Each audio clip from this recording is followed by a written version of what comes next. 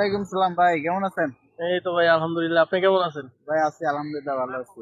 আপনি দেখে তো বাঙালি মনে হইতেছে, এই জন্য আইলাম। হ্যাঁ ভাই, আপনি কতদিন ধরে আছেন বাঙালি। এখানে?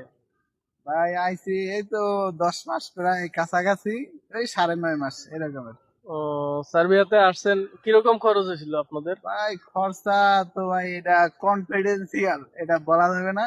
ও, তবে আর কি এজেন্সি ভেদে কন্টাক্ট আলাদা আলাদা, তবে 10-এর নিচে ছিল rate। এখন ও, আলাদা। তে এখন আপনি তো বাংলাদেশ থেকে অনেকেই নতুন আসতে চাইতেছে বা আসতেছে, তাদের জন্য আপনার কোনো মেসেজ আছে কিনা ভাই? ভাই মেসেজ আছে, এটা বর্তমানে ঠান্ডা পড়তেছে অনেক, শীতের কাপড় চোপড় যত পারে নিয়ে আসবে, গরমের কাপড়ও আনবে। তবে বিশেষ করে দুইটা জিনিস নিয়ে আসবে বাধ্যতামূলক। ওই দুইটা জিনিস কি ভাই?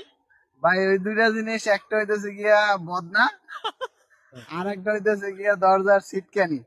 কেন ভাই? ইউরোপে ভাই সব আছে, সব আছে, কি লাগবে না, মানে আপনি যেটা চিন্তা করবেন যে এইটা মনে হয় পাবো না, এটাও পাইবেন, কিন্তু বদনা পাইবেন না বাথরুমে, হ্যাঁ। আর দরজায় পাইবেন না সিটকানি।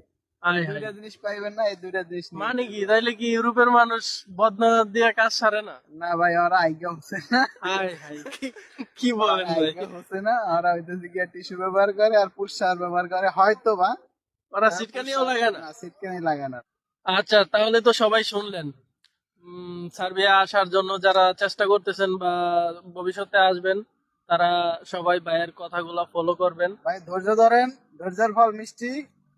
এজেন্সি চেষ্টা করতেছে, আর কাজ হইতাছে, সাপ্লাই কোম্পানি হোক আর ডাইরেক্ট কোম্পানি হোক, সময় নিতেছে। একটু ধৈর্য ধরেন, যে যে জায়গায় দিচ্ছেন যাচাই বাছাই করে কাজ হবে। তবে ধৈর্য ধরেন, আর আসার সময় অবশ্যই বদনা আর দরজার সিটকানি এই দুইটা নিয়ে আসবেন। ধন্যবাদ। অবশ্যই, ধন্যবাদ ভাই।